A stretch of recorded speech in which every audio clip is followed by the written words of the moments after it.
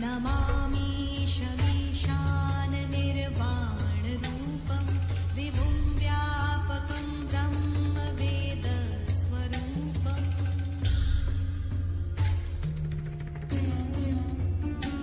निराकार ओंकार मूलं तुरीयं गिरा ज्ञान गोतीतमीशं गिरीशम्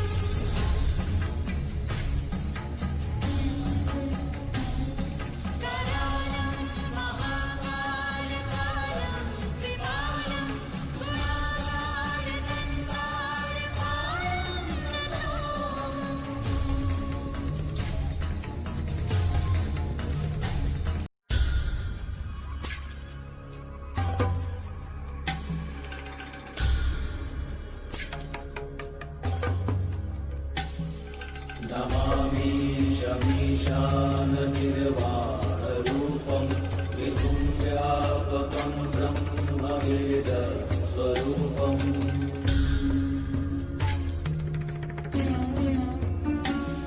निराकार ओंकार मूलं तुरीयं गिरा ज्ञान गोतीतमीशं गिरीशम्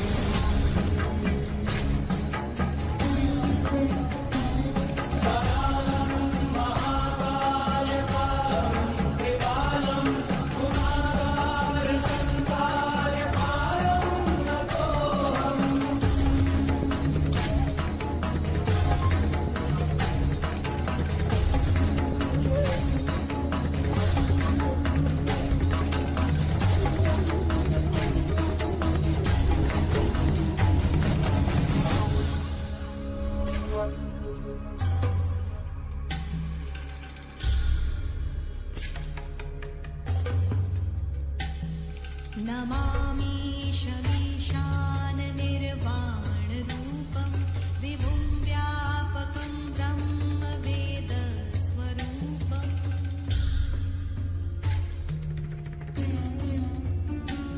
निराकार ओंकार मूलं तुरीयं गिरा ज्ञान गोतीतमीशं गिरीशम्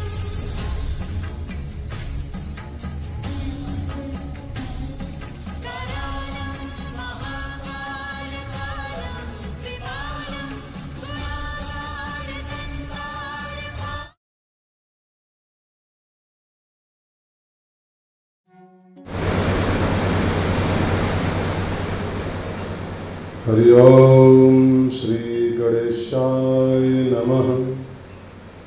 गौरी शंकराभ्यां नमः। श्री सरस्वत्यै नमः। श्री गुरु चरण कमलेभ्यो नमः।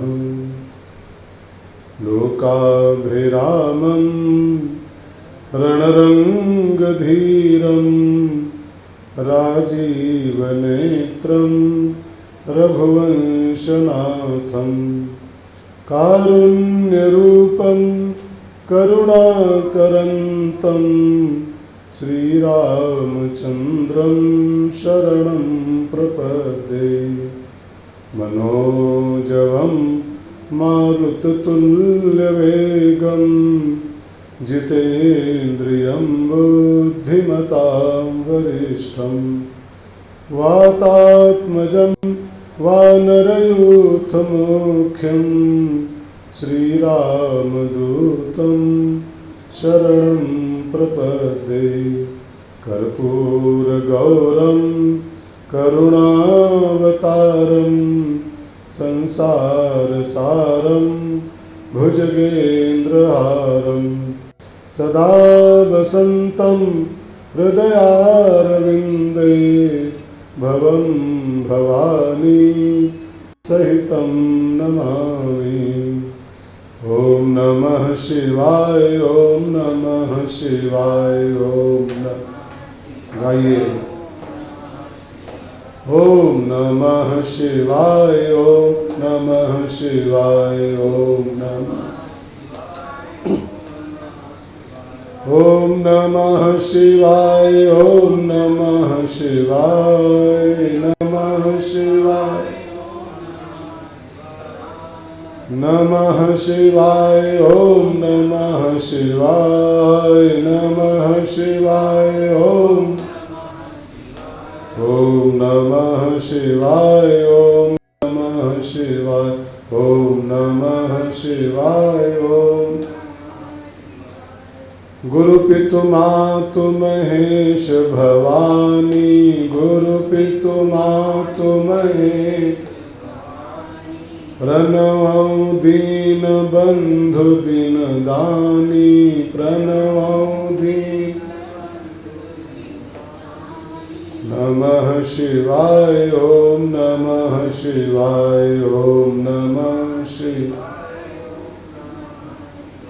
ॐ नमः शिवाय, ॐ नमः शिवाय, ॐ नमः। बोलिए शंकर भगवान की जय, सच्चिदानंद भगवान की जय, जगदम्बे मैया की जय, भारत माता की जय, सत्य सनातन धर्म की जय। नमः पार्वती पतये हर हर महादेव। सावन के इस पवित्र महीने में महाकाल के मंदिर में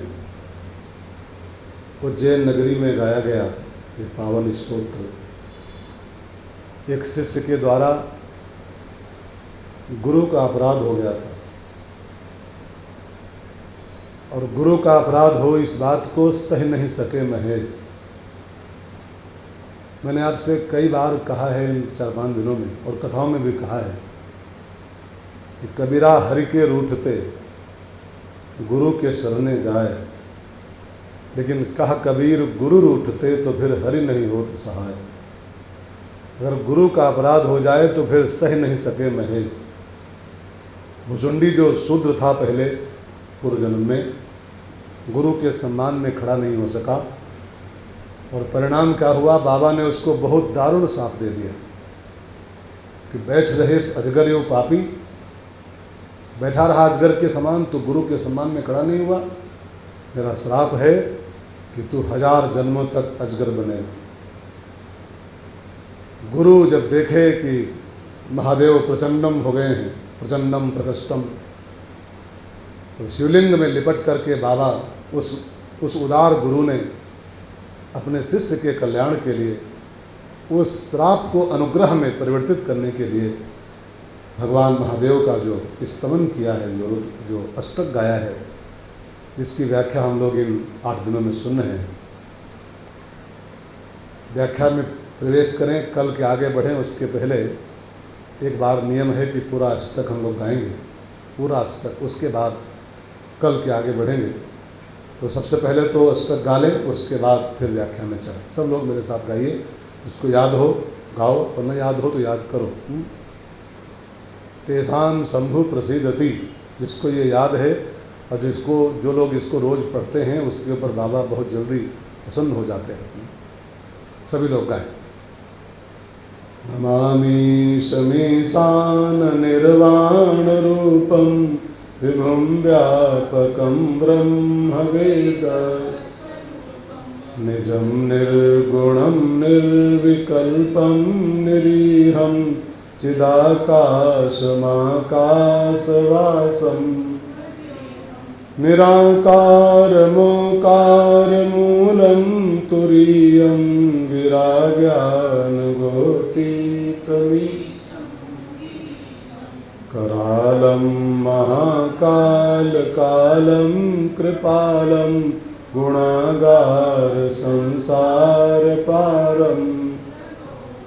तुषाराद्रिसङ्कासगौरं गम्भीरं मनोभूतकोटिप्रभाश्री स्फुरन्मौलिकल्लोलिनीचारुगङ्गा लसद्भालबालेन्दुकण्ठे भुजं चलत्कुण्डलं भ्रू सुनेत्रं विशालं प्रसन्नाननं मृगाधीशचर्माम्बरं मुण्डमालं प्रियं शङ्करं प्रचण्डं प्रकृष्टं प्रगल्भं परेशम् अखण्डम् अजं भानु त्र्यः शूलनिर्मूलनं शूलपा भजेऽहं भवानीपतिं भाव कलातीतकल्याणकल्पान्तकारी सदा ददाता पुरारी चिदानन्दसन्दोहमो प्रसीद प्रसीद प्रभो मन्म न यावद् उमानाथ पादारविन्दं भजन्ति हरे वा नराणां न तावत् सुखं शान्ति प्रसीद प्रभो सर्वभूताधिवासं न जा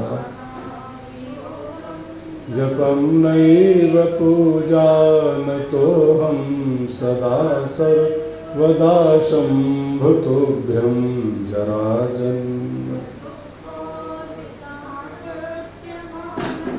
प्रभो पाहि आपन्नमामीश शम्भो रुद्राष्टकमिदं प्रोक्तं विप्रेण हरतोषये ये पठन्ति नरा भक्त्या तेषां शम्भु। इसी का हम लोग गान और श्रवण कर रहे हैं। आज चौथा दिन है। सभी का स्वागत करते हुए और विशेष करके जो आज के यजमान हैं, मैंने कल ऐसे खेल खेल में कह दिया था कि अगर कल के यजमान 5 हो जाएं तो अच्छा रहेगा। एक बार लगा कि 5 नहीं हो पाएंगे, लेकिन अरे वो बाबा बैठा है, 5 मुख हैं उसके, तो 10 कान हो गए। अब 10 कान से उसने सुन लिया और बिल्कुल अंतिम क्षणों में 5 यजमान हो गए।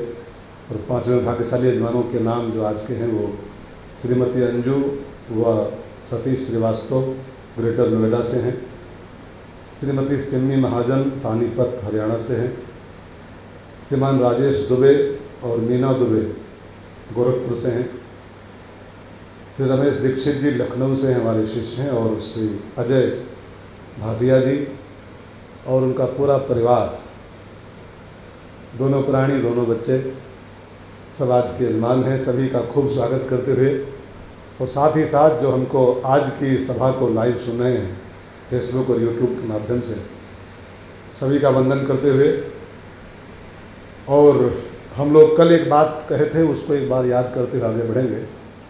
ये रुद्राष्टक तो है ही है, गुरुवाष्टक भी है, क्योंकि गुरुम शंकर रूपिणम, शंकर ही गुरु हैं। तो गुरु के बारे में जो कुछ भी कहा गया है, शिव के बारे में जो कुछ कहा गया, वो सब गुरु के बारे में है।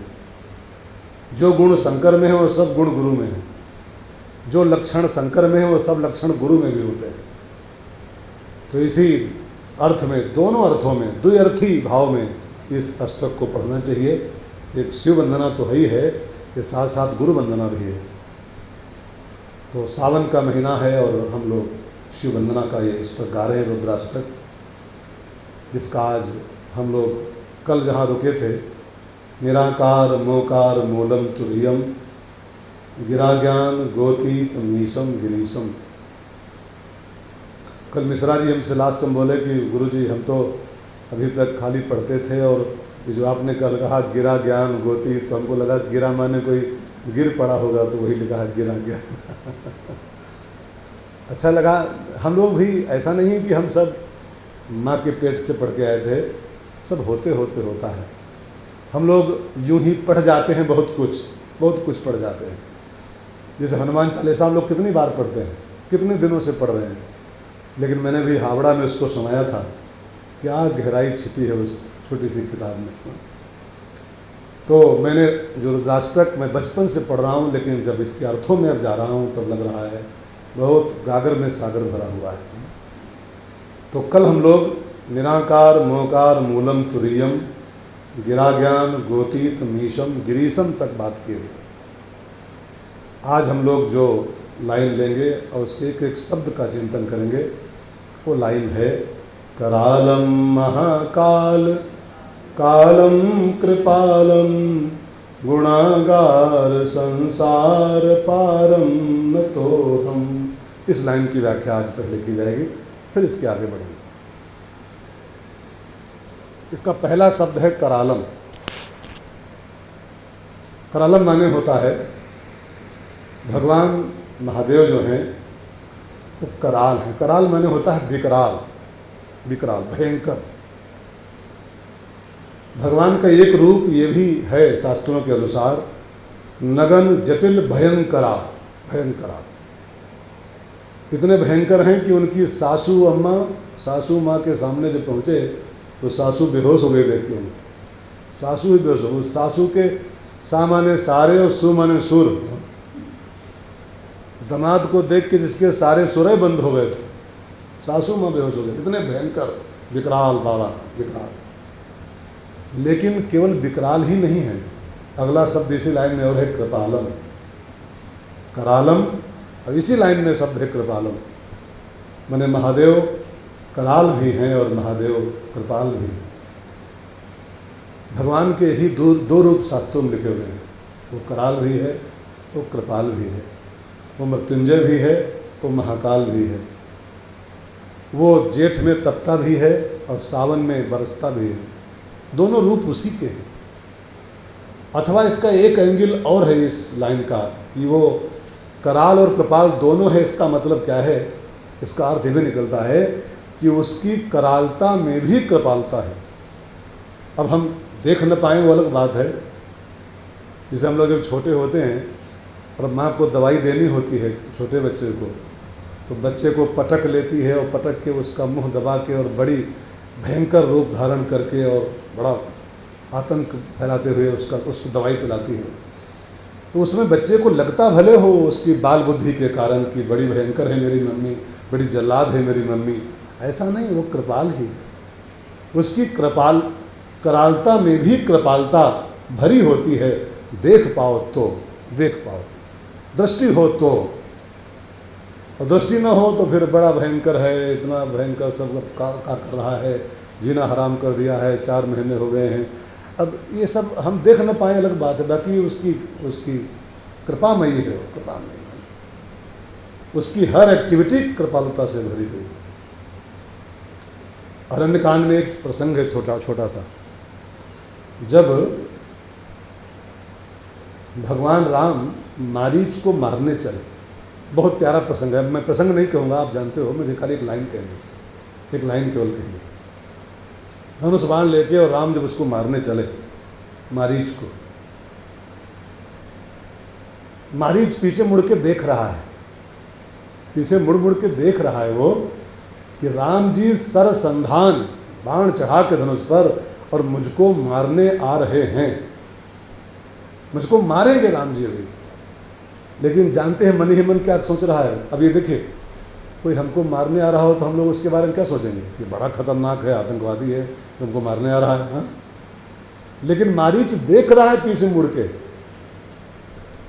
कि निज पान सरसंधान, अपने हाथों में धनुष बाण लिए हुए राम जी बिल्कुल चढ़ाए हुए मेरे पीछे आ रहे हैं मुझको मारने के लिए। लेकिन वो मन ही मन क्या सोचता है कि सो मोहि बधी सुख सागर हरि, और सुख सागर हरि मेरा वध करेगा। निर्वाणदायक क्रोध जाकर, जिसका क्रोध भी निर्माणदायक है। समझ में आ रही बात? मारीच क्या फैसला कर रहा है? निर्वाण दायक क्रोध जाकर जिसका गुस्सा भी कल्याणकारी होता है, जो मार भी दे, मेरा वध भी कर दे, तब भी वो सुख सागर हरि है और मेरा कल्याण करेगा। जो भगवान के हाथों वध में भी कृपा का दर्शन कर ले, भगवान मुझको मारे तब भी उसकी कृपा ही है, कृपा ही है। तो करालम और कृपालम संग संग है।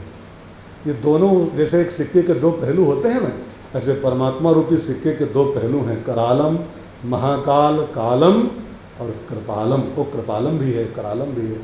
और एक बात और मैं हर कथा में कहता रहता हूँ, अगर भगवान का पूर्ण दर्शन करना चाहते हो, अथवा यूँ कहो कि भगवान को पूरा पूरा पाना चाहते हो, तो भगवान को इन दो रूपों में स्वीकार करने का अभ्यास करो, दोनों रूपों में।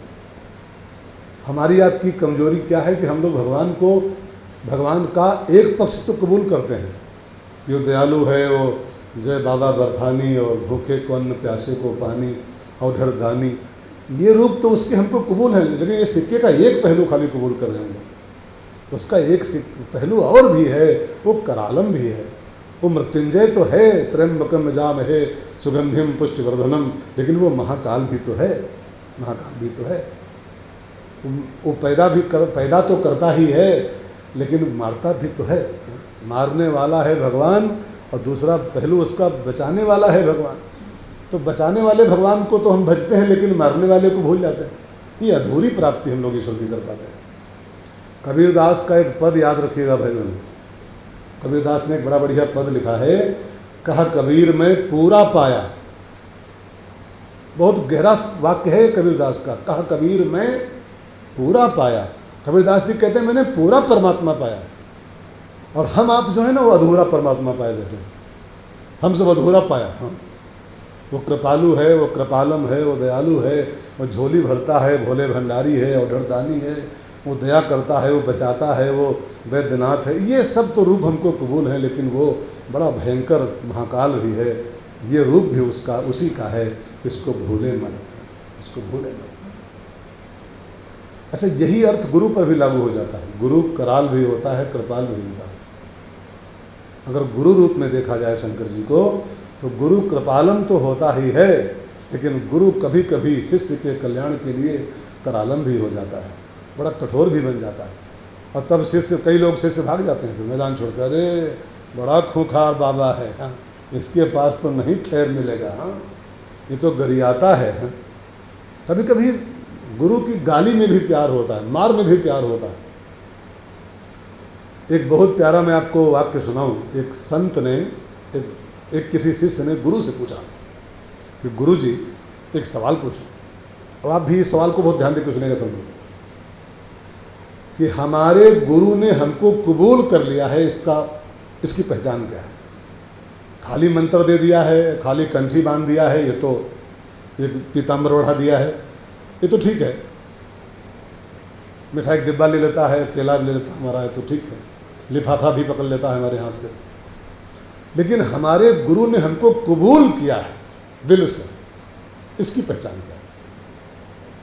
तो उस गुरु ने बड़ा बढ़िया उत्तर दिया, और जरा इसको याद रखिएगा जीवन में। आपके गुरु ने आपको कबूल किया है कि नहीं किया है, इसकी पहचान याद रख लो।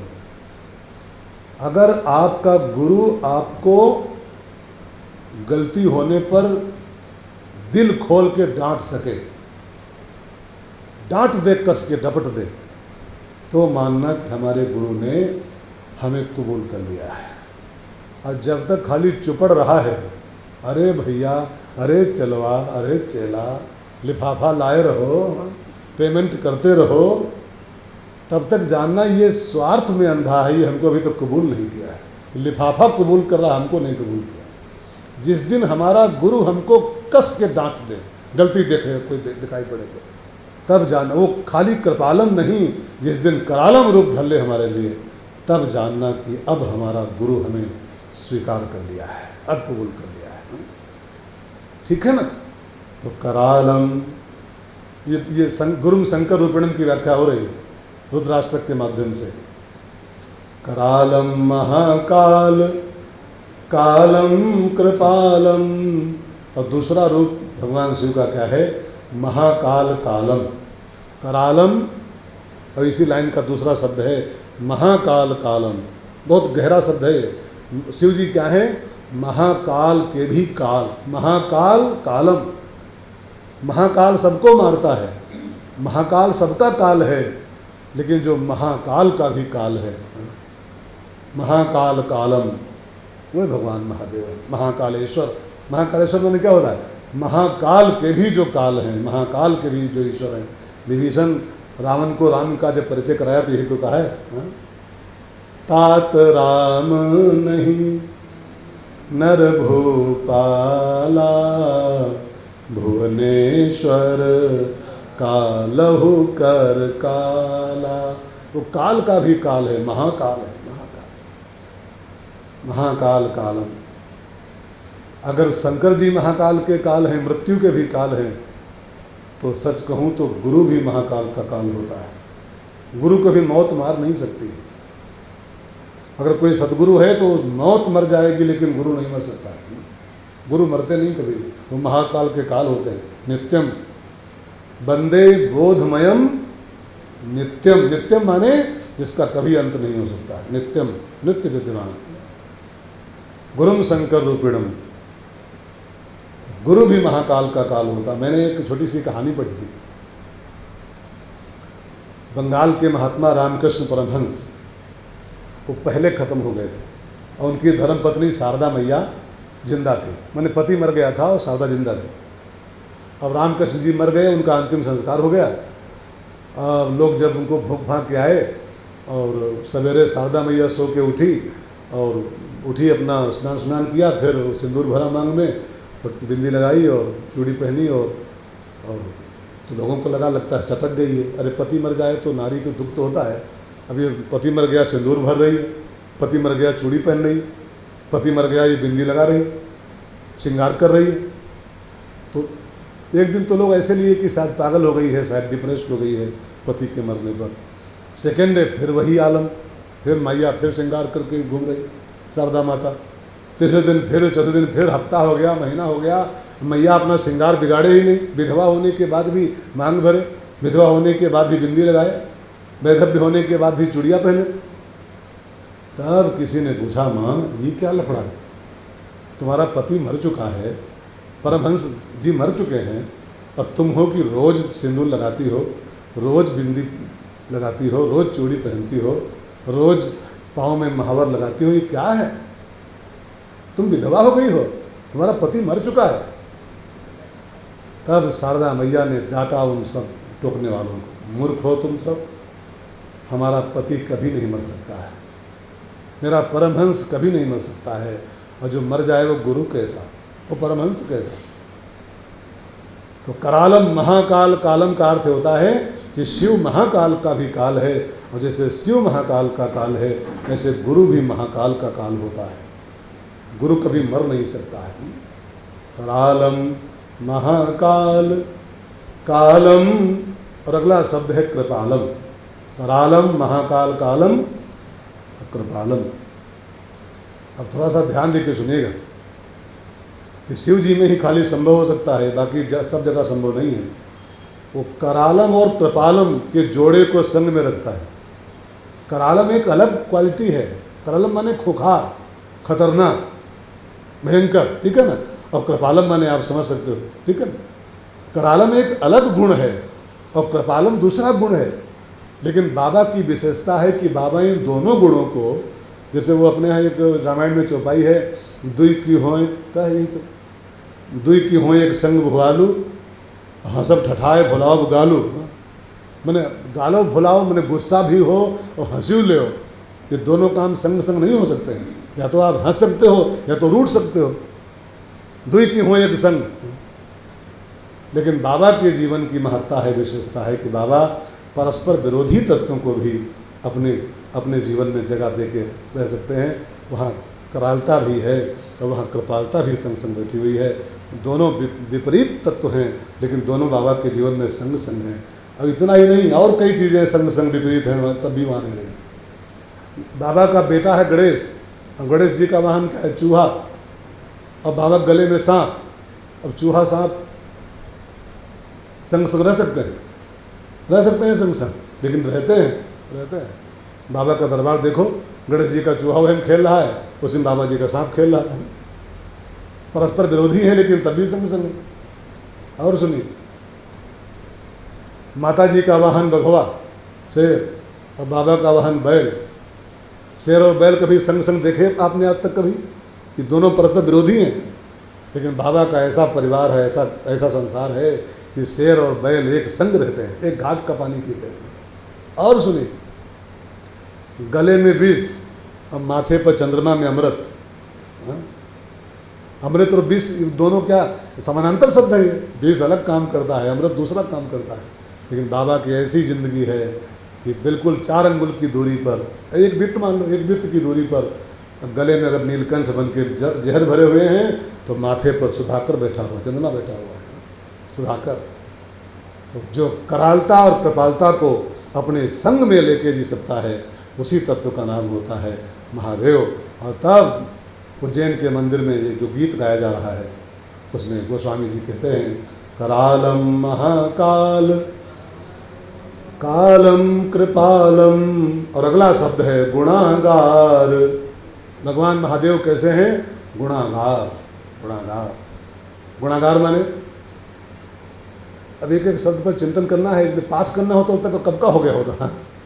हम लोग 5 मिनट में पाठ कर डालते हैं पूरा, इसका हर रोज करते हैं। गुणागार माने गुणों का आगार। गुण आगार, आगार माने भंडार, आगार माने खान, आगार माने राशि। तो जो गुणों का आधार है, गुणों का भंडार है, उसका नाम है गुणागार। और महादेव वैसे तो नारद जी ने कहा था अगुण, उसमें कोई गुण नहीं है, लेकिन यहाँ गोस्वामी जी कह रहे नहीं, तुम पहचान नहीं पा रहे हो, वो अगुण होने के बाद भी गुणागार है, गुणों का भंडार है। सकल गुण निधानम, सकल गुण निधान। और हनुमान जी को भी मान लिया जाए तो हनुमान जी शंकर ही तो हैं, शंकर भी हनुमान। और शंकर हनुमान जी क्या है? सकल गुण निधानम, अजर अमर गुण निधि सुत हो करहु बहुत रघुनायक छोहु।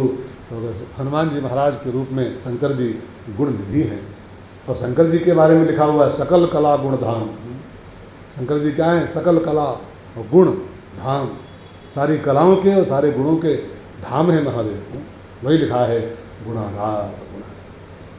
अब इसी बात को अगर गुरु पर लागू कर दिया जाए, गुरु अष्टक मान के सुन लिया जाए, तो जैसे महादेव गुणागार हैं, ऐसे गुरु भी गुणागार होता है, गुणों का भंडार होता है। अब आप उसके गुणों को देख न पाओ, आप उसमें दोष देखते रह जाओ, तो आपकी कमी है, नज़र का दोष है। बाकी गुरु गुणागार होता है, गुणों का भंडार होता है। 5 गुण होते हैं प्रत्येक गुरु में। शंकर जी के 5 मुख मानो उनके 5 गुण हैं। गुरु में भी 5 गुण होते हैं। कौन कौन से? अपने अपने गुरु का दर्शन करो 1 मिनट में, और गुरु में 5 गुण कौन कौन से होते हैं जरा एक बार ध्यान देकर सुनो, तभी उसका नाम गुणागार होता है, गुणों का भंडार। पहला गुण होता है गुरु में औदार्य। औदार्य, औदार्य माने उदारता। गुरु इतना उदार होता है कि आपकी झोली छोटी पड़ जाएगी, आपका बर्तन छोटा पड़ जाएगा, आप चिल्ला पड़ोगे कि मैं कहाँ रखूँ, अब मेरा बर्तन ही छोटा पड़ गया, इतना दे सकता है गुरु। आशुतोष तुम अवधर दानी, आशुतोष तुम अवधर दानी, आरत हरहु दीन जन जानी, आरत। इतनी उदारता होती है महापुरुषों में, गुरुओं में, कि सामने वाले की झोली छोटी पड़ जाती है, सामने वाला का पात्र छोटा पड़ जाता है, इतना भर देता है उसको। अब कोई छोटा सा बर्तन लेके आया फिर कहे गुरुजी हमको कम दे दिए, तो ऐसा नहीं है। गुरु तो भंडार है, भंडार। अब आप बर्तन छोटा लेके जाओ, छलक जाओ थोड़ी देर में, तो आपकी गलती है। दूसरा गुण गुरु में होता है माधुर्य। पहला गुण औदार्य, दूसरा गुण होता है माधुर्य। गुरु बड़ा मीठा होता है। अधरम मधुरम, बदनम मधुरम, नयनम मधुरम, हसितम मधुरम, मधुराधिपते रखिलम मधुरम। जिसका देखना, जिसका बोलना, जिसका चलना, जिसका छूना जिसका सब मधुर मधुर मधुर मधुर होता है, माधुर्य उसका एक गुण होता है, माधुर्य। और गुरु का तीसरा गुण होता है गांभीर्य, गांभीर्य। आपको भले वो हल्का फुल्का कर दे, आपको भले हंसाता रहे, लेकिन गुरु अपने अंदर से समुद्र के ऐसा गंभीर होता है। तुषारादि संकाश गौरम गंभीरम, अभी आगे लाइन आएगी, सुनेंगे आप। वो आपको भले हंसाता रहे, जोक सुनाता रहे, चुटकुला करके आपको हंसाता रहे, लेकिन गुरु अपने में हल्का फुल्का नहीं होता है, बहुत गंभीर होता है। गांभीर्य उसका गुण है। समुद्र जैसी गंभीरता, हिमालय जैसी गंभीरता उसके जीवन में होती है। गुरु का चौथा गुण होता है सौंदर्य। गुरु बहुत सुंदर होता है। महापुरुषों की अपनी एक आभा होती है, ये उसका सौंदर्य होता है। चमड़ी का सौंदर्य नहीं जी, उसके पास एक स्पेशल सौंदर्य होता है। उसको कहेंगे हम भजन सौंदर्य, उसकी साधना का सौंदर्य। वो जो साधना करता है, जो योग करता है, जो उसका भजन प्रभाव होता है, जो उसका तपो सौंदर्य होता है, ये गुरु की सुंदरता होती है। गुरु की सुंदरता उसके कपड़ों से नहीं होती है जी, कपड़ों से नहीं। कपड़ों का सौंदर्य तो क्षणिक होता है। सच्चाई, कालनेमी कितना बढ़िया कपड़ा पहन गया था, कालनेमी, लेकिन वो कौन सी वो चौपाई है, उघर है अंत न होए निभाओ। ये कपड़ों की सुंदरता बहुत जल्दी खुलेगी। भजन का सौंदर्य गुरुओं के पास होता है, साधना का सौंदर्य होता है। तो गुरु का चौथा जो गुण है वो सौंदर्य। और गुरु का पांचवा जो अंतिम गुण होता है, गुणागार का गुण, गुणागार का, गुणागारम, वो है धैर्य। गुरु के अंदर गजब का धैर्य होता है जी, गजब का धैर्य। वो आपको न लगे भले, लेकिन गुरु के अंदर गजब का धैर्य होता है। जूता भी कोई चला दे तब भी गुरु कोई टिप्पणी नहीं करता है, टिप्पणी नहीं करता। अटैक भी कोई कर दे ना, तब भी कोई एक भी कमेंट नहीं देते हैं कि ये क्यों ऐसा हुआ। गाली कोई दे जाए 500 तभी कमेंट नहीं करते। आपने देखा होगा पिछले दिनों सोशल मीडिया पर कितने बड़े बड़े संतों की थू किया, लेकिन जो वास्तव में संत थे एक वाक्य नहीं बोले, एक वाक्य नहीं बोले। चलो करो, तुम्हारा अपना स्वभाव, हमारा अपना स्वभाव। उसका स्वभाव होता है धैर्य, धैर्य। लंका कांड में चौपाई है ना, सौरज धीरज तेरथ चाका। जो धर्म रथ का रथी होता है ना, उसके पास 2 पहिए होते हैं, शौर्य और धैर्य। शौर्य माने साहस, सहने की क्षमता, और धैर्य माने धीरज, धीरज। ये उसके 2 पहिए होते हैं, उसी पर गुरु चलते हैं बैठ करके, शौर्य और धैर्य। ठीक है ना। तो ये 5 गुण जिसके पास हों वो शिव है और वही गुरु है। तभी गोस्वामी जी कहते हैं करालम महाकाल कालम कृपालम गुणागार। और अगला शब्द इस लाइन का है संसार पारम, संसार पारम। बड़ा प्यारा शब्द है संसार पारम, माने गुरु समस्त गुणों का भंडार होने के बाद भी, सारे गुण उसमें होने के बाद भी वो संसार पार होता है। संसार पारम माने जो संसार में रहते हुए भी, संसार के सारे काम करते हुए भी संसार पारम हो, वो संसार में फंसा हुआ ना हो। वो लगे आपको अरे ये तो जैसे हमारा घर वैसे इनका भी घर, जैसे हमारी मैडम वैसे इनकी मैडम, जैसे हम भात खाएं वैसे वो भात खाएं, जैसे हमारे बच्चे वैसे इनके गोलू गोलू, ये आपको लगे कि फंसा हुआ है, लेकिन नहीं, वो सब कुछ करता हुआ भी संसार पारम होता है। गुरु शिव है और शिव संसार पारम है, तो गुरु भी संसार पारम होता है। और एक बात कहूँ ना, जो संसार पारम होता है वही अपने शिष्य को संसार पारम कर पाता है। जो स्वयं संसार पारम नहीं होगा वो अपने साधकों को, शिष्यों को संसार पारम कैसे कर पाएगा। जो स्वयं डूब रहा है भवसागर में, वो आपको कैसे पार करेगा, है ना। आप रामायण पढ़ते हो, सुंदरकांड पढ़िए। सुंदरकांड में हनुमान जी गुरु हैं, खूब ठीक से सुनिएगा। हनुमान जी गुरु हैं, कृपा करो गुरुदेव की नहीं। गहराई से देखो सुंदरकांड के प्रसंग को। हनुमान जी समुद्र के पार पहले खुद गए हैं, और खुद पहले पार जब गए हैं उसके बाद पार होके जब वापस आए हैं तब अपने साथियों को पार ले गए। नहीं समझे, पहले बंदर नहीं पार गए थे, पहले हनुमान जी खुद पार गए थे अकेले। वो वापस जब पार होके आए हैं तब फिर राम को, जामवंत को और सुग्रीव को सबको पार लेके गए, समुद्र पार, लंका में। इसका मतलब क्या है कि सबको पार लेके वही जा सकता है जो पहले खुद पार हो गया हो, खुद पार हो गया हो। और जो खुद ही पार नहीं हो पाया है वो अपने साधकों को कैसे पार करेगा। इसलिए शिव कौन, गुरु कौन, जो संसार पारम हो, संसार पारम, गुणागार संसार पारम। और न तो हम माने ऐसे सदगुरु को, ऐसे भगवान महादेव को, न तो माने नमस्कार करता हूँ, कौन करता है, अहम, न तो हम सब मिलके ऐसे महादेव को, नीलकंठ हैं जो नमामि शमीशान हैं, जो निर्वाण रूपम हैं, जो संसार पारम हैं, जो गुणागारम हैं, उनको हम सब मिलके न तो हम माने नमस्कार करते हैं। ये हो गया दूसरा बंद। अभी दिन चौथा है और बंद दूसरा हो पाया था। एक बंद रोज कहना था हमको, लेकिन चौथे दिन में दूसरा बंद पूरा कर मिला। लेकिन तीसरा बंद बड़ा प्यारा है, इसको गा लो और आओ एक एक बात पर हम लोग ध्यान दे के समझें। अब बचे हैं खाली 20 मिनट, का हुई एक बंद पूरा करना है हमको आज, कम से कम।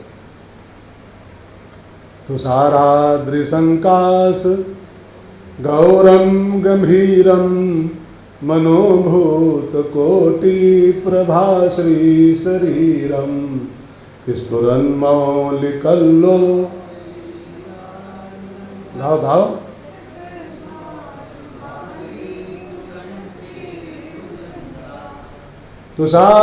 तुषाराद्रिसंकाश गौरम गंभीरम मनोभूत कोटि प्रभा श्री शरी। बहुत ध्यान देके सुन लो इसको। तुषाराद्रि संकाश गौरम गंभीरम, एक पूरा शब्द है एक। तुषाराद्रि संकाश गौरम गंभीरम। संकाश माने होता है समान। संकाश माने संस्कृत में होता है जैसे इसके समान है, इसके समान। संकाश माने, समझ में आ रहा है, संकाश माने समान। तो शंकर जी किसके समान है? तुषाराद्रि संकाश। तुषाराद्रि माने हिमालय, हिमालय पर्वत, उसको कैलाश मान लो, जो मान लो। तुषाराद्रि माने जो बर्फ से ढका हिमालय है, तुषाराद्रि कहते हैं उसको। तो तुषाराद्रि संकाश, बर्फ से ढके हुए धवल शुभ्र हिमालय की तरह जो तुषाराद्रि संकाश गौरम और गंभीरम, जो शुभ्र हिमालय की तरह धवल हैं और गंभीर हैं। गौरम एंड गंभीरम। शंकर जी बिल्कुल बर्फ के समान गोरे गोरे हैं, आपको पता है। शंकर जी की चमड़ी ऐसी नहीं जैसे हमारी आपकी है। अब रोज गाते हो आरती में कर्पूर गौरम, कर्पूर गौरम। कपूर देखे हो, कभी नहीं देखे? बिल्कुल जैसे कपूर होता है ना गोरा गोरा, ऐसे बाबा गोरे गोरे हैं जैसे बर्फ गोरा गोरा होता है। कर्पूर गौरम, तुषाराद्रि संकाश गौरम। और खाली गौरम नहीं, गंभीरम। हिमालय की तरह गोरे भी हैं और हिमालय की तरह आड़े और गंभीर भी हैं। हल्के फुल्के बाबा नहीं हैं, हल्के फुल्के नहीं। गौरम। मैंने एक कहानी सुनी थी, छोटी सी कहानी, 1 मिनट की, ध्यान देकर सुनो। मैंने सुना है कि शंकर जी गोरे नहीं थे पहले, ये बहुत काले थे। अपने यहाँ 3 देवता हैं, विष्णु, ब्रह्मा और महेश। तो विष्णु को सतोगुणी माना गया हमारे यहाँ, ब्रह्मा को रजोगुणी माना गया और शंकर को तमोगुणी माना गया। ठीक है ना, ये ऐसी श्रृंखला है। सतोगुण का रंग सफ़ेद होता है और तमोगुण का रंग काला माना गया। शंकर जी तमोगुण के देवता हैं, ये काले थे स्वभाव से, ये रंग के काले हैं वास्तव में। और विष्णु जी सतोगुणी देवता हैं, गोरे तो वास्तव में विष्णु जी हैं, गोरे थे। तो विष्णु गोरे थे और शंकर काले थे। लेकिन हुआ जानते हो क्या? ये दोनों दूसरे को इतना प्यार करते हैं, विष्णु शंकर को और शंकर विष्णु को इतना प्यार करते हैं, इतना प्यार करते हैं कि शंकर जी दिन रात विष्णु का ध्यान करते हैं और विष्णु जी दिन रात शंकर जी का ध्यान करते हैं। तो शंकर जी विष्णु का ध्यान करते करते, होता है ना ब्रह्मविद ब्रह्म भवेत, शास्त्र का मंत्र, जिसका ध्यान करो वही आपका रंग हो जाएगा, उसी रंग के आप हो जाओगे। तो विष्णु जी पहले गोरे थे, शंकर जी बहुत काले थे, तमोगुणी है। तो शंकर जी विष्णु का ध्यान करना शुरू किए और विष्णु जी शंकर जी को प्यार करते, शंकर जी ध्यान शुरू किए। अब दोनों का रंग अदला बदली हो गया, अदला बदली हो गया। विष्णु शंकर जी का ध्यान करते करते कलवाए गए, हाँ, और शंकर जी विष्णु का ध्यान करते करते कर्पूर गौरम हो गए, कपूर के समान गोरे हो गए। बाकी तमोगुणी कहीं गोरा होता है, शास्त्रों के अनुसार तमोगुणी काला होता है। ये रंग की बात नहीं है, ये खाली ये रंगों की बात है, रंगों की। तमोगुण का रंग काला माना गया है। तो तुषाराद्य संकाश गौरम गंभीरम, जो हिमालय की तरह शुभ्र हैं, धवल हैं और गंभीर हैं, ऐसे महादेव भगवान हिमालय के समान जो है। तुषाराद्य संकाश, हिमालय के समान। अब एक बात ध्यान देकर सुनो, अगर शंकर जी हिमालय के समान हैं तो हिमालय में 4 विशेषताएं होती हैं। तुषाराद्य संकाश माने हिमालय के समान, तो हिमालय में 4 लक्षण होते हैं। तो अगर शंकर जी हिमालय के समान हैं तो हिमालय के चारों लक्षण महादेव में होने चाहिए। अगर हिमालय के समान है तो फिर तो हिमालय की 4 विशेषताएं शंकर जी में होनी चाहिए। ध्यान देकर सुनो एक एक बात को। हिमालय की पहली विशेषता, हिमालय धवल है, शुभ्र सफ़ेद रंग का है। शंकर जी भी धवल है, गौरम है, ठीक है ना। अभी सुन चुके हो आप, संकाश गौरम। तो हिमालय की पहली विशेषता है धवलता, सफ़ेदी, शुभ्रता, पवित्रता। शंकर जी पवित्र भी हैं, धवल भी हैं, शुभ्र भी हैं। नंबर 2, हिमालय में ऊंचाई है। हिमालय बहुत ऊंचा पर्वत है। कोई कोई चोटी आज भी, कोई चोटी हिमालय की आज भी अनटच है, अनटच। एवरेस्ट सबसे ऊंची चोटी है लेकिन वो टच हो गई। लेकिन हिमालय में कई ऐसी चोटियां आज भी हैं जहां तक कोई माई का लाल पहुंच नहीं सका। उसी में से एक पर्वत है कैलाश। कैलाश आज तक अनटच है। कैलाश एवरेस्ट से ऊंचा नहीं है। एवरेस्ट दुनिया का सबसे ऊंचा पर्वत है, लेकिन एवरेस्ट पर तो आजकल विकलांग भी झंडे गाड़ दे रहे हैं। इतिहास पढ़िए, अखबार पढ़िए, अब तो विकलांग भी वहाँ चढ़ जा रहे हैं। विकलांग हालांकि नहीं बोलना चाहिए, दिव्यांग बोलना चाहिए, चलो दिव्यांग ही सही। लेकिन एवरेस्ट पर दिव्यांग भी झंडा गाड़ दे रहे हैं, लेकिन कोई कोई पर्वत अभी भी हैं अनटच है। तो हिमालय में ऊंचाई है, लेकिन एक बात गौर से देखना, हिमालय इतने ऊंचे होने के बाद भी नीचे वालों पर बरसते रहते हैं झरने के रूप में। जो नीचे खड़े हैं, जो उनकी ऊंचाई तक पहुंच नहीं सकते हैं, तो नीचे वालों पर इतने ऊंचाई होने के बाद भी जो झरना बन के बरसते रहें, सबकी प्यास बुझाते रहें, ऐसी ऊंचाई। वो ऊंचाई किस काम की कि वो कौन सा वो दोहा है रहीम का लिखा हुआ, बड़ा भया तो क्या भया, जैसे पेड़ खजूर, पंछी को छाया नहीं अब फल लागे अति दूर। कि भाई ऐसी ऊंचाई भी किस काम की कि नीचे वालों के कामे ना हो। इतना ऊंचाई होने के बाद भी हिमालय पर्वत झरना बन करके बहता रहता है और नीचे खड़े लोगों को स्नान कराता रहता है, भिगोता रहता है, तृप्त किया करता है, पिलाता रहता है। महादेव बहुत ऊंचाई रखते हैं, लेकिन जब करुणा बरसती उनकी है तो नीचे वाले सब तृप्त हो जाते हैं, सब भीग जाते हैं। यही सिद्धांत गुरु पर भी लागू होता है। गुरु भी बहुत ऊंचे तत्व का नाम है। नास्त तत्व गुरुम परम, गुरु साक्षात पर ब्रह्म। बहुत ऊंचाई लिए होता है अपने में वो, लेकिन वो जब बरसना शुरू करता है तो नीचे वालों पर इतना बरसता है कि भिगो देता है पूरे संसार को। तो हिमालय की दूसरी विशेषता, ऊंचाई होने के बाद भी जो बरसता रहे, झरना बन के हमको भिगोता रहे, वो हिमालय। तुषाराद्य संकाश गौरम गंभीरम, ठीक है ना। हिमालय की तीसरी विशेषता, बहुत ध्यान देकर सुनिएगा। हिमालय की तीसरी विशेषता होती है, इतना विशाल और महान होने के बाद भी छोटे छोटे तिनकों को, पौधों को अपने माथे पर, अपने सिर पर स्थान दिए रहता है। ऊंचाई मिलने के बाद, ऊंचा होने के बाद, महान बनने के बाद लोग छोटों को जरा पीछे हटो, जरा छोटों को दूर करो, हाँ इनको चिरकुटों को हटाओ यहाँ से। लेकिन बड़ा होने के बाद भी, विशाल होने के बाद भी जो छोटे छोटे पौधों को, घास के तिनकों तक को अपने माथे पर स्थान दिए रहता है, वो हिमालय पर्वत है। तुषाराद्य संकाश गौरव। गुरु भी महान होते हैं, लेकिन वक्रोपि, हाँ वो कौन सा श्लोक है, यमाशितो ही वक्रोपि, वो टेढ़ा सा चंद्रमा, अवगुणी चंद्रमा, जिसकी कोई औकात नहीं है। लेकिन ये महादेव की विशेषता है कि जो छोटे छोटे लोगों को भी, तुच्छ लोगों को भी, निर्गुणी लोगों को भी, अरे सबको, महान वक्र लोगों को, टेढ़े लोगों को भी जो अपने माथे पर जगह दे सके, अपने सिर पे जगह दे सके, वही तो महादेव कहलाता है, वही तो गुरु कहलाता है। तुषाराद्य संकाश गौरम गंभीरम माने जो हिमालय के समान है। और हिमालय की चौथी विशेषता अंतिम क्या है? ये सब शिव की विशेषताएं हैं, और शिव माने गुरु, गुरु की विशेषताएं, ठीक है ना। हिमालय की चौथी विशेषता होती है, वो बाहर से तो खाली टीला होता है, टीला, चट्टाने, पहाड़, लेकिन भीतर उसके बड़ी बड़ी मणियों की खाने होते हैं, रत्नों के भंडार होते हैं अंदर उसके। तो हिमालय के ऐसे माने जो बाहर से लगे कि खाली मनुष्य है, दाल भात खाता है, लेकिन जो अपने भीतर एक से एक रत्नों को भरे बैठा हो, एक से एक मणियों की खाने भरे बैठा हो, उसका नाम होता है तुषाराद्य संकाश, हिमालय की समान।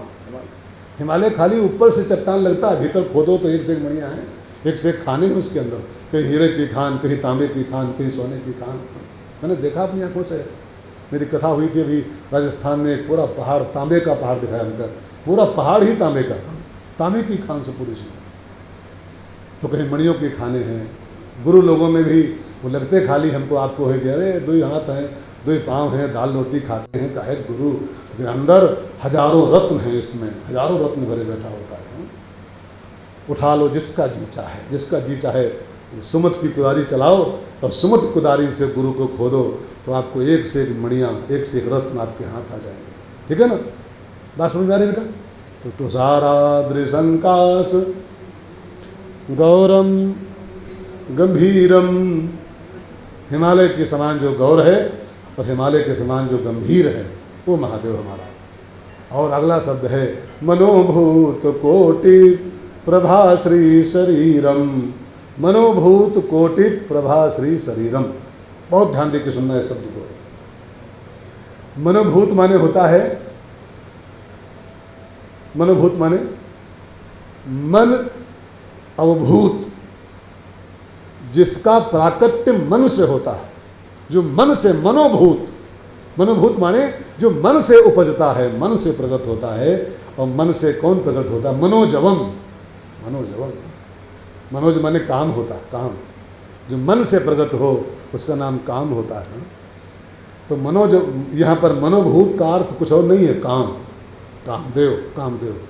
मनोभूत कोटिप, कोटि माने करोड़, करोड़ों कामदेवों के समान, मनोभूत कोटिप प्रभा श्री शरीरम, जिसके शरीर की प्रभा, शरीर की आभा, शरीर की श्री, श्री माने क्या होता है? शोभा, श्री माने शोभा होता है। जैसे हम किसी के नाम क्या के लगाते हैं ना, श्री, सामान्य आदमी को हो तो उसका नाम सुखा सुखा नहीं लेते हैं कि वो रमेश भाई शुक्ल, हाँ, अब रमेश भाई छोड़ दो, कोई सामान्य आदमी हो उसको नाम के पहले लगाते हैं श्री, श्री, श्री रमेश भाई शुक्ल। हाँ, ये श्री माने वो नहीं कुछ, श्री माने उसकी वो शोभायुक्त व्यक्ति है, वो उसकी शोभा है, गुणों की शोभा है। तो मनोभूत कोटि प्रभा श्री शरीरम, जिसके शरीर की शोभा, मनोभूत कोटि करोड़ों कामदेव के समान जिसके शरीर की शोभा है। संसार सारम, संसार सारम, कर्पूर गौरम करुणावतारम और संसार सारम, ऐसी शोभा बाबा के पास है। मालूम पड़ता है कि पूरे संसार की सुंदरता एक अकेला महादेव अपने में समेटे बैठा हुआ है। मनोभूत कोटि प्रभा श्री शरीरम, ठीक है ना। अब एक लाइन बची और बचे हैं 10 मिनट, पूरा कर दूँ फटाफट। हाँ, आज के कोटे में एक लाइन बची और, जरा गा लो एक लाइन, फिर आगे बढ़ते हैं। स्फुरन मौलिकल्लो, गाओ गाओ।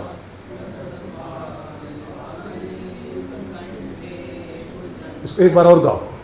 स्फुरन मौलिकल्लो,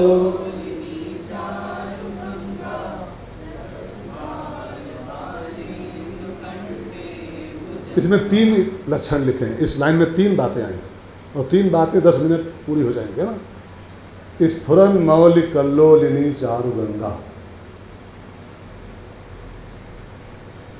स्फुरन मौल माने होता है जिनकी जटाओं में, जटाओं में। कल्लोलिनी माने किलोल कर रही है, किलोल कर रही, खेल रही है, घूम रही है। कौन?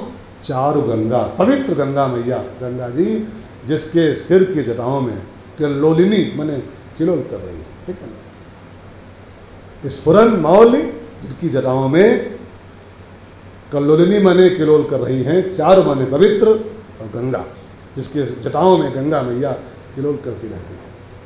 ठीक है, बात समझ में आ गई?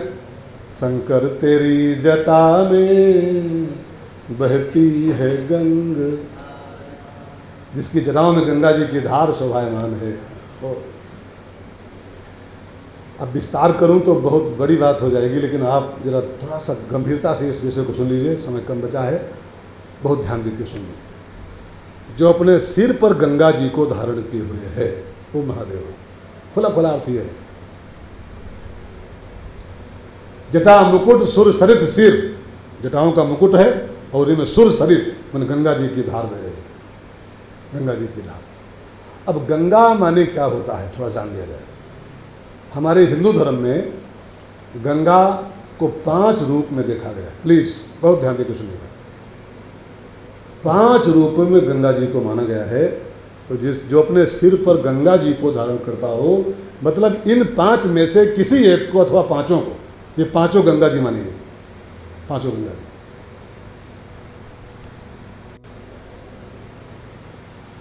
बताऊं, 5 गंगाएं हैं, पंचगंगा।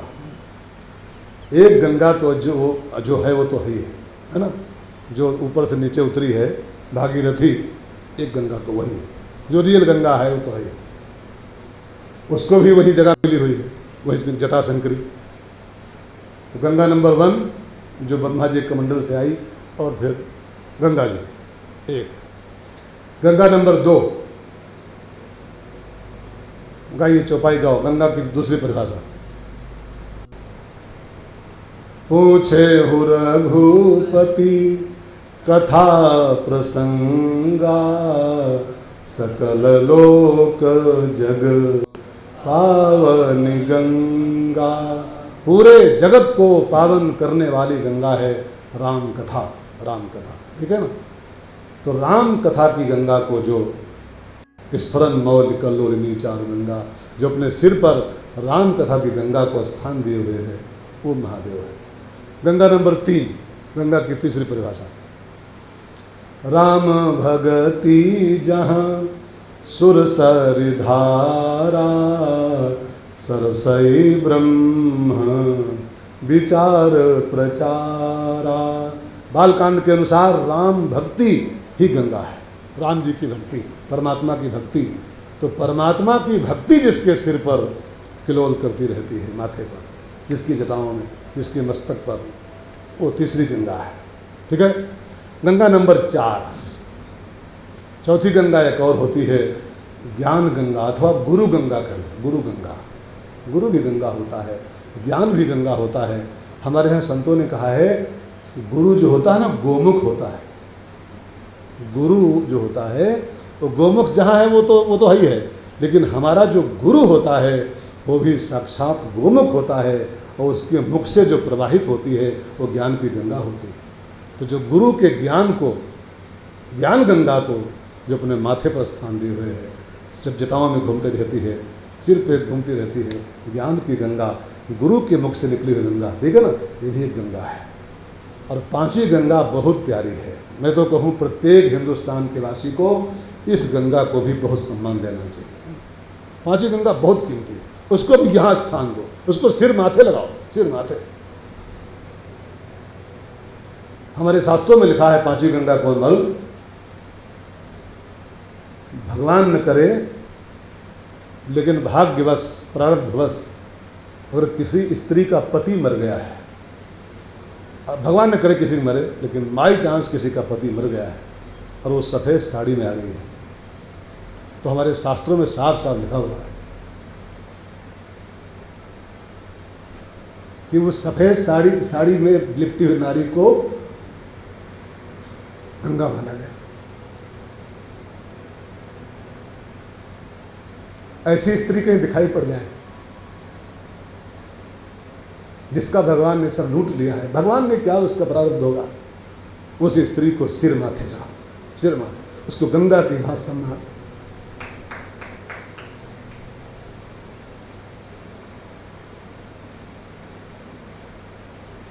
ये 5 गंगा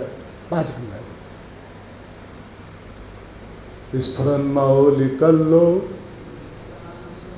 गाओ सब लोग गाओ। लसद भाल बालेन्दु कंठे स्फुरन मौलि कल्लो लिनी।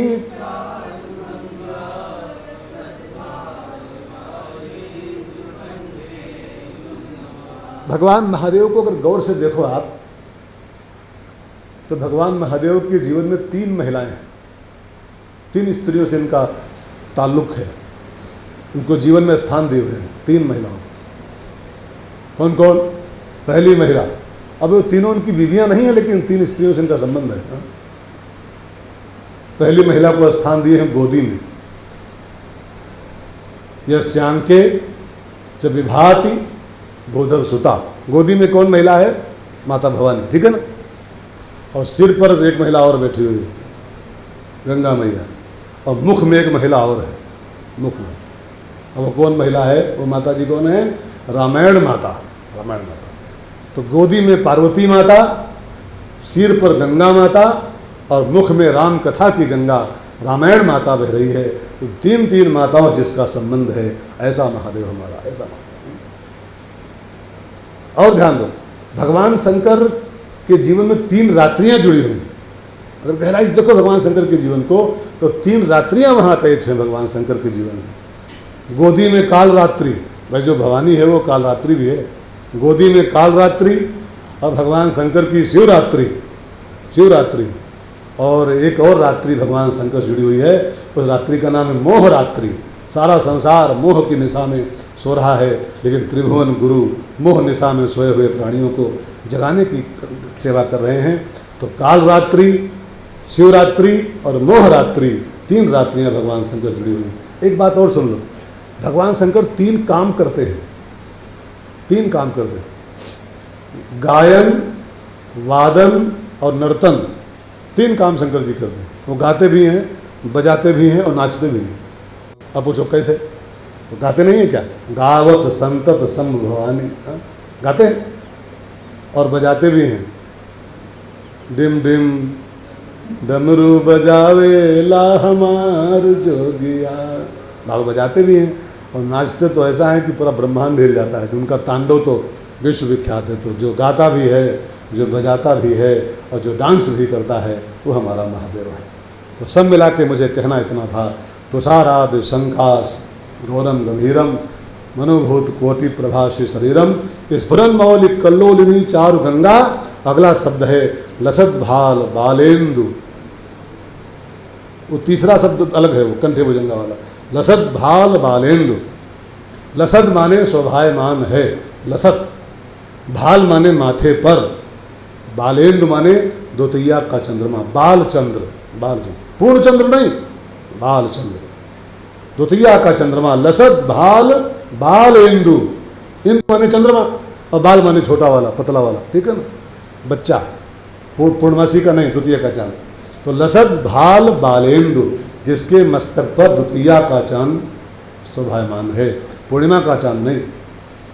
महादेव अपने माथे पर पूर्णमासी का चांद नहीं रखते हैं, द्वितीया का चांद। महादेव माने गुरु, और गुरु भी अपने माथे पर पूर्णमासी का चांद नहीं रखता है, द्वितीया का ही चांद रखता है। पूर्णमासी माने अपने को पूर्ण मान लेना।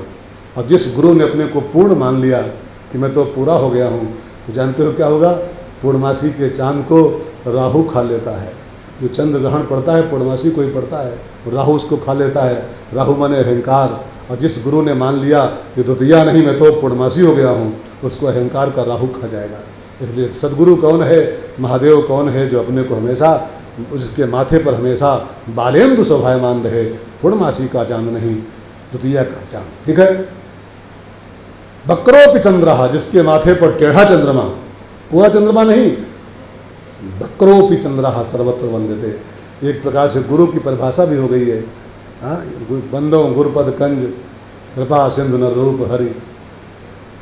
और जिसके माध्यमा सितो ही वक्रोपि चंद्रः सर्वत्र वंदिते, जो अपने माथे पर छोटे और टेढ़े लोगों को भी जगा दे सके, ऐसा हमारा महादेव सदगुरु है। लसद भाल बालेंदु। और अंतिम शब्द जो आज का है वो है कंठे भुजंगा।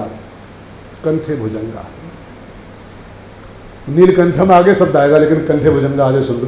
कंठे भुजंगा, कंठे माने गले में धारण किए हुए है जो, का भुजंगा, भुजंगा जो सांपों की माला गले में पहने हुए है, जो सर्पों को गले में धारण किए हुए है, उसका नाम कंठे भुजंगा होता है, महादेव हमारा। अब इसका अर्थ क्या निकलता है? इसका अर्थ ये है, सांप माने होता है विषैला आदमी। सांप माने कोई अच्छा जीव है, सांप खतरनाक जीव है, विषैला जीव है। और कंठे माने गले लगाना। अब इसका अर्थ निकल रहा है कि जो सांप के ऐसे खतरनाक, सांप के ऐसे तुच्छ, सांप के ऐसे विषैले प्राणियों को भी जो अपने गले लगा सकता है, तो फिर वो किसको छोड़ेगा, किसका अस्वीकार करेगा कि नहीं यार तुम हटो, तुम बेकार हो। जो सांप के ऐसे खूंखार और विषैले जंतु को भी अपने गले लगा सकता है, तो फिर हम लोग तो उससे तो अच्छे ही हैं, जो किसी को न ठुकराए, जो हो आओ मेरे गले लग जाओ।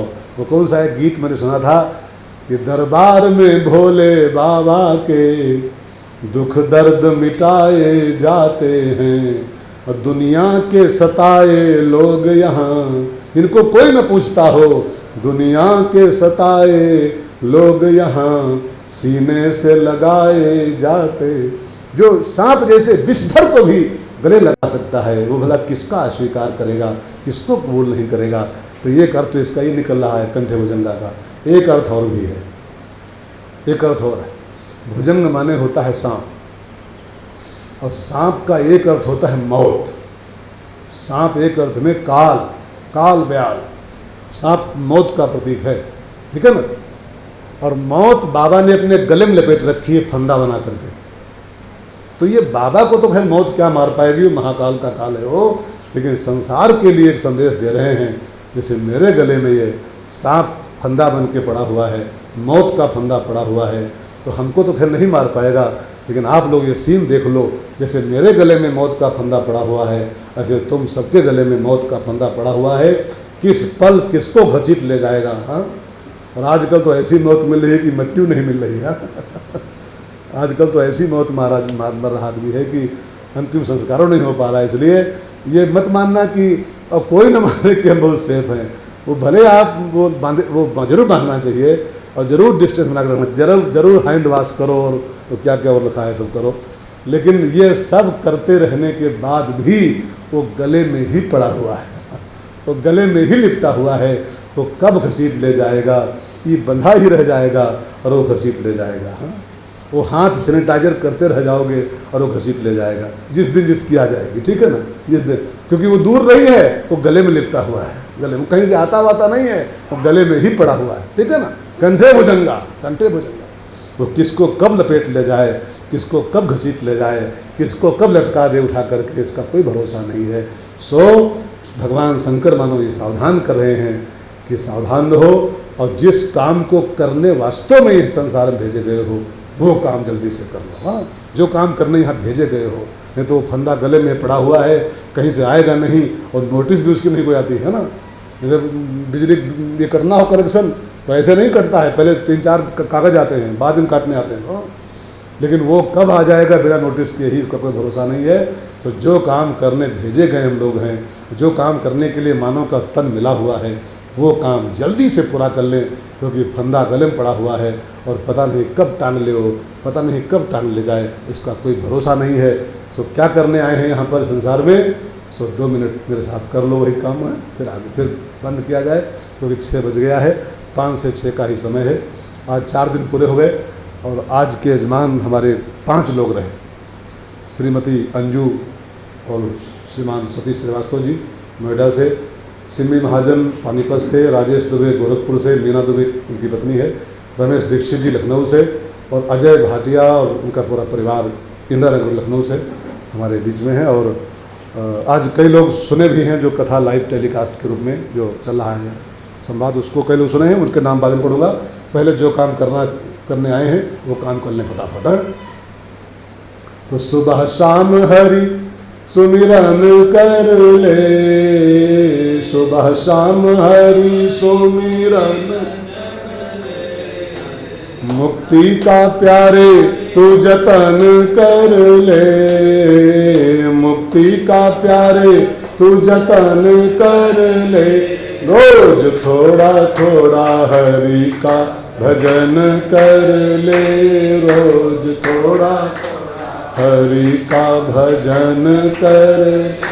रोज थोड़ा थोड़ा हरि का भजन कर ले, रोज थोड़ा थोड़ा हरि को भजे तो हरिमय हो जाएगा, हरि को भजे तो भक्ति से आत्मा का मैल छूट जाएगा, भक्ति से आत्मा का मैल छूट जाएगा, आत्मा से हरि का मिलन कर ले, आत्मा से हरि का मिलन कर ले, रोज थोड़ा थोड़ा हरि का भजन कर ले, रोज थोड़ा थोड़ा हरि का भजन कर ले, रोज थोड़ा थोड़ा हरि का भजन कर ले, सुबह शाम हरि सुमिरन कर ले, सुबह शाम मुक्ति का प्यारे तू जतन कर ले, मुक्ति का प्यारे तू जतन कर ले, रोज थोड़ा थोड़ा हरि का भजन कर ले, रोज थोड़ा थोड़ा हरि का भजन कर ले। कल 5 बजे से चलत कुंडलम भ्रूषनेत्रम विशालम प्रसन्नाननम नीलकंठम दयालम मृगाधीश चरमांबरम मुंडमालम प्रियम शंकरम सर्वनाथम भजामी। इस बंद का हम लोग पाठ करेंगे और व्याख्या करेंगे। चलत कुंडलम भ्रू सुनेत्रम विशालम, इसकी बहुत गहरे गहरे शब्द हैं। 5 से और पौने 6 बजे के आसपास तक आज जो हमारे साथ जुड़े रहे पूरे देश और विदेश के लोग, मैं फटाफट नाम पढ़ दूँ। मोहित धनवान जी, जय पांडे, रामेंद्र मिश्रा जी, शुभम मिश्रा, उर्मिला पांडे, द्वारिका सिंह, बलदाऊ श्रीवास्तव जी, शिल्पी धनवान, सतीश यादव, लालसा दुबे, महेश गुप्ता, राधाकांत मिश्रा, कविता मिश्रा, ब्रजेश मिश्रा, उर्मिला देवी, अंकित मिश्रा, लवलेश साहू छत्तीसगढ़ से, राम अवतार यादव, महेश्वर तिवारी, CK भारती दुबई से, शालिनी श्रीवास्तव, वीरेंद्र अवस्थी, अर्चना उपाध्याय, तमखुड़ी भाटिया यहाँ बैठी हुई जुड़ी हुई, ब्रजेश गुप्ता, रजनी मौर्य चंडीगढ़ से, आसरानी अग्रवाल, सुमन पांडे, संगीता खरे इलाहाबाद से, किंग राघव दिल्ली से, रवि मिश्रा, OP दीक्षित मथुरा से, सुमन अवस्थी गाजियाबाद से, सतीश श्रीवास्तव, नील कमल आनंद दिल्ली से, राजा बागरी, साहिल सागर हनुमान जी, साहिल सागर हनुमान जी, ठीक है ना, आभा मिश्रा। आज इतने लोग जो अपने साथ बैठ के 1 घंटा सुने हैं, और भी हज़ारों लोग रहते हैं, ये लोग कमेंट करते हैं, उनका नाम हम लोग लिख लेते हैं। तो कल 5 बजे से इसी दरबार में और चलत कुंडलम भ्रूषनेत्रम विशालम की व्याख्या हम लोग गाएंगे 5 से पौने 6 बजे के आसपास तक, जिसको समय हो सारी जो गाइडलाइंस उसका पालन करते हुए उसको हम लोग सुनेंगे। बांध के आएँ, हाथ धो के आएँ और थोड़ा डिस्टेंस बना के बैठें। ये सब करते रहें, लेकिन तब भी वो कंठे भुजंगा पड़ा हुआ है, उसको ख्याल रखेंगे वो पड़े है, वो नहीं छूटने वाला है। तो आज की आरती करेंगे और आरती के बाद प्रसाद लेके तब जाएंगे।